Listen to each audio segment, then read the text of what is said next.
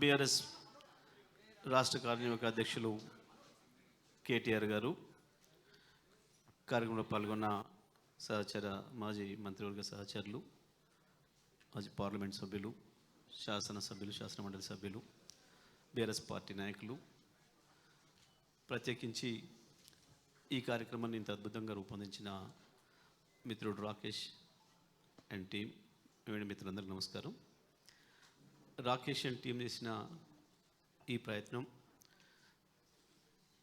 కేసీఆర్ గారు తెలంగాణ కొరకు తపనబడి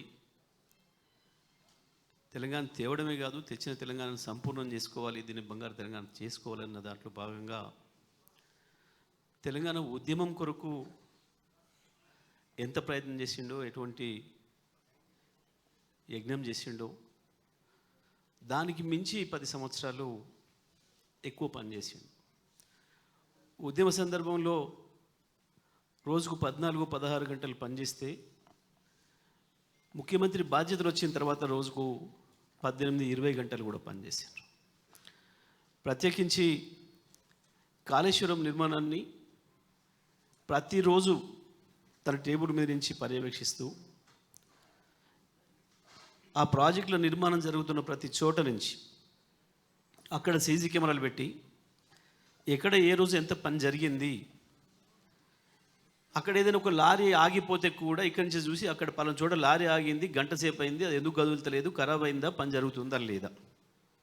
బహుశా ప్రపంచంలో ఏ పరిపాలకుడు కూడా చేయడు. దానివల్లనే అంత తొందరగా దాన్ని పూర్తి చేయగలిగినాం. తన మైండ్ని రంగరించి, తన శరీరాన్ని, తన ఆరోగ్యాన్ని మొత్తాన్ని కూడా దారపోసి నిర్మించిన ప్రాజెక్ట్ కాళేశ్వరం. కేసీఆర్ ఏ కాళేశ్వరాన్ని ఇష్టపడి చేసిండో, ఏ రైతాంగం కొరకు, ఏ వ్యవసాయ రంగాన్ని బాగు చేయాలని ప్రయత్నం చేసిండో, ప్రధానంగా ఆ రైతాంగం నుంచి కేసీఆర్ని దూరం చేయడానికి, తెలంగాణకు నీళ్ళు ఇచ్చే శాశ్వతమైన వరప్రధానిగా ఉన్న కాళేశ్వరాన్ని కట్టడాన్ని వ్యతిరేకిస్తున్న శక్తులు, ఇక్కడ కేవలం రేవంత్ రెడ్డి అనబడే గింతంతో వ్యతిరేకించడం కాదు. దీని వెనకాల చాలా దుర్మార్గమైన కుట్ర ఉంది. కాళేశ్వరాన్ని కట్టడం ద్వారా మాకు నష్టం జరుగుతుంది అనుకొని ఇవాళ బనకచెర్ల కథ అడ్డమవుతుందన్న కుట్రదారులు ఎవరైతున్నారో వాళ్ళ డైరెక్షన్లో జరుగుతూ ఉంది దీనిపైన ప్రచారం. కాళేశ్వరం మీద ప్రచారం కేవలం ఈ చెత్త కాంగ్రెస్ నాయకులు, ఉత్త కాంగ్రెస్ నాయకులు చేస్తే కావడం లేదు. దీని వెనకాల ఉన్న మీడియా కుట్ర, ఏ స్లాటర్ హౌజులు అయితే ఉన్నాయో వాటి బాసులు వాళ్ళు చేస్తున్న కుట్ర చాలా పెద్దగా ఉంది. వాస్తవానికి కృష్ణా పైన 3 రాష్ట్రాల మధ్యన గొడవ ఉంది ఇప్పటికే మనకంటే ముందు. అక్కడ ఆల్రెడీ ప్రాజెక్టులు కట్టబడి ఉన్నాయి.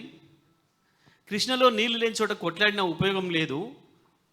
ఏ పద్ధతులనైతే వాళ్ళు పోతిరెడ్డిపాడును అడ్డగోలుగా పెంచుకొని కృష్ణ నీళ్లను దోసుకుపోయే ప్రయత్నం చేసినారో, మనకు అంతకు మించిన అద్భుతమైన అవకాశం ఉంది, ఇక్కడే ఉంది, కాళేశ్వరం దగ్గరే ఉంది అని చెప్పి దాన్ని దొరకబట్టి దానితోని తెలంగాణను శాశ్వతమైన కరువు విముక్తిగా చేయాలన్న ఆలోచనతో కేసీఆర్ గారు తీసుకొచ్చిన ఈ ప్రాజెక్టును కేవలం గోదావరి పైన మీరు ఎట్టి పరిస్థితులలో కూడా పైనీళ్ళు ముట్టుకోవద్దు అని చెప్పి 70 సంవత్సరాలుగా ఏ కుట్రలు అయితే జరిగినాయో ఆ కుట్రల్ని ఛేదించి గొంతే పట్టుకుంటాం, మేము ఇక్కడి నుంచే తెచ్చుకుంటామని చెప్పి ఏ నీళ్లు లేని చోట ప్రాణహిత పైన తమిడిహట్టి దగ్గర కట్టాలని చెప్పి కుట్ర చేసి ప్రాజెక్టే ప్రారంభించకుండా కాలువల దోవే అద్భుతమైన ప్రయోగం చేసింది జలయజ్ఞం. ప్రపంచంలో ఇంత మించిన వింత ఉండదు. వాస్తవానికి ఒక ప్రాజెక్టు కట్టి ప్రజలకు నీళ్ళు ఇవ్వాలనుకుంటే ప్రాజెక్టు ముందు పూర్తి చేసి తర్వాత కాలువలు తవ్వుతాడు ఎవడైనా ఈ ప్రపంచంలో.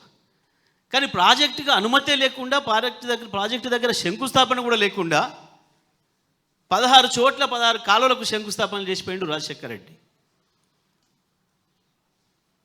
కట్టని ప్రాజెక్టును మనం ఏదో వద్దన్నట్టు, దాన్ని బంద్ చేసినట్టు ఒక దుర్మార్గమైన ప్రచారం చేస్తూ, కాళేశ్వరం పైన ఏదైతే మన వ్యతిరేక శక్తులు, తెలంగాణ వ్యతిరేక శక్తులు, తెలంగాణ బాగుపడడం ఇష్టం లేని శక్తులు చేస్తున్న దుర్మార్గమైన ప్రచారాన్ని తిప్పికొట్టడానికి తప్పకుండా ఇటువంటి ప్రయత్నాలు ఇంకా అవసరం.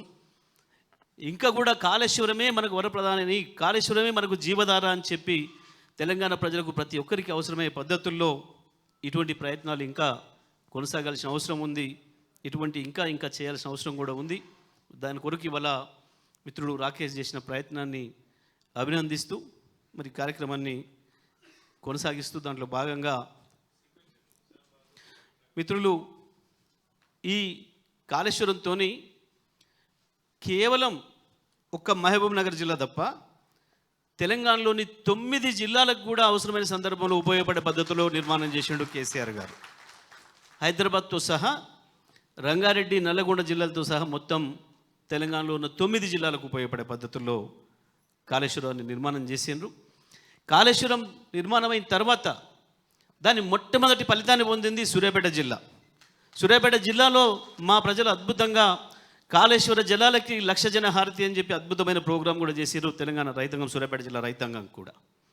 ఇంత స్పష్టంగా ఉన్న తర్వాత కూడా కాళేశ్వరమే లేదు, కూలిపోయిందని చేసి వాళ్ళు చేసినది దుర్మార్గం ఏదైతే ఉందో, ఇవాళ ఇప్పుడు మనకు రాకేష్ టీం చూపించిన ప్రతి చోట కూడా ఇప్పుడు నిన్న మొన్న వీళ్ళు పోయినప్పుడు నడుస్తున్న పంపులు అవన్నీ కూడా పూర్తిగా నందిమేడారం కావచ్చు, గాయత్రి కావచ్చు, అక్కడి నుంచి వెళ్ళి పైకి అన్నపూర్ణ కావచ్చు, రంగనాయక సాగర్ కావచ్చు, మల్లన్న సాగర్ కావచ్చు, కొండపోచమ్మ కావచ్చు, ప్రతి చోట కూడా ఇప్పుడు ఇవాళ నడుస్తున్న పంపులు ఇవన్నీ కూడా ఇవాళ నడుస్తున్నాయి. అంటే కాళేశ్వరం ఉన్నది, కాళేశ్వరం సజీవంగానే ఉన్నది. కాళేశ్వరం ఎక్కడికి పోలేదు, పోయింది వీళ్ళ బుర్రల్లో, తెలంగాణ ఆత్మలే కూడా పోయింది వాళ్ళ మనసులో తప్ప కాళేశ్వరం ఉంది, ఉంటుంది. తప్పకుండా తెలంగాణను మళ్ళీ కాళేశ్వరమే బతికిస్తుంది, ఎప్పటికీ అందులో సందేహం లేదు. ప్రాజెక్టులు కట్టుకుంటే ఎవడైనా రెండో పంట కొరకు కట్టుకుంటారు ప్రధానంగా. మొదటి పంట ఎట్లా నడిచిపోతుంది వర్షాలకి, వచ్చి అడపదడప వర్షాలకు కూడా. కానీ ప్రపంచంలో ఎవడు కట్టినా నీళ్ళని రిజర్వాయర్లు కట్టుకొని నిర్మాణం చేసుకునేది రెండో పంట కొరకు. కానీ ఇప్పటికీ 2 సార్లు వచ్చిన యాసంగి పంటలను ఎండబెట్టింది కాంగ్రెస్ ప్రభుత్వం, కాళేశ్వరం పంపుల్ని ఆన్ చేయకుండా అంతటా. ఇప్పుడు తప్పని పరిస్థితులలో ఒత్తిడి మొదలైన తర్వాత ఈ పై పంపులు ఆన్ చేసిండ్రు. ఎట్టి పరిస్థితులలో ఎండాకాలం వచ్చే నాటికి మేడిగడ్డ దగ్గర పైన ఉన్న Kannepalli pump house, Sundilla Annaram pump హౌజులను కూడా ఆన్ చేసే పద్ధతిలో మన ఒత్తిడి రావాలంటే ఈ ప్రయత్నాలు జరగాలి. ప్రభుత్వం మెడలు వంచైనా సరే ఈ సంవత్సరం యాసంగి నీళ్లు సూర్యాపేట దాకా తీసుకుపోవడానికి, అవసరమైతే వెనుకకు కూడా తీసుకుపోవడానికి, ఏదైతే ఇవాళ నిజామాబాద్ జిల్లాలో పోచంపాడు ఉందో, పోచంపాడు కూడా ఒకవేళ ఏ సందర్భంలో నీళ్లు రాకపోతే కాళేశ్వరం నీళ్ళను వెనుకకు తీసుకుపోయి ఆ ప్రభుత్వాల గతంలో చేసిన నిర్మాణాలు ఇష్టం ఉన్నా లేకపోయినా ప్రజల ఒత్తిడితోనైనా చేసినవి ఏవైతే ఉన్నాయో, తవ్విన కాలువలు కావచ్చు, కట్టిన ప్రాజెక్టులు, వాటిని కూడా వినియోగించుకొని మళ్ళీ ఎప్పటికీ తెలంగాణను ఎడరి కాకుండా చూడాలి, ఒక్క ఎకరం ఎండిపోకుండా చూడాలని చెప్పి చేసిన ప్రయత్నంలో భాగంగా నిజామాబాద్ జిల్లాకు కూడా నీళ్ళు ఇవ్వడానికి ఈ కాళేశ్వరం ద్వారా చేసిన ప్రయత్నంలో భాగంగా కేసీఆర్ గారు వరద కాలువను మళ్ళీ వెనక్కి తీసుకుపోయి 3 పంప్ హౌజులతోని ఎస్ఆర్ఎస్పి నింపడానికి కూడా ఏర్పాటు చేసిండ్రు. ఆ రకంగా మొత్తం తెలంగాణ 9 జిల్లాలకు కూడా ఈ కాళేశ్వరం ఫలాల్ని పొందే అవకాశం ఉంది. మరి ఈ సందర్భంగా నిజామాబాద్ జిల్లాకు సంబంధించిన పెద్దలు సురేష్ రెడ్డి గారిని 2 విషయాలు ప్రస్తావించాల్సిందిగా విజ్ఞప్తి చేస్తాం.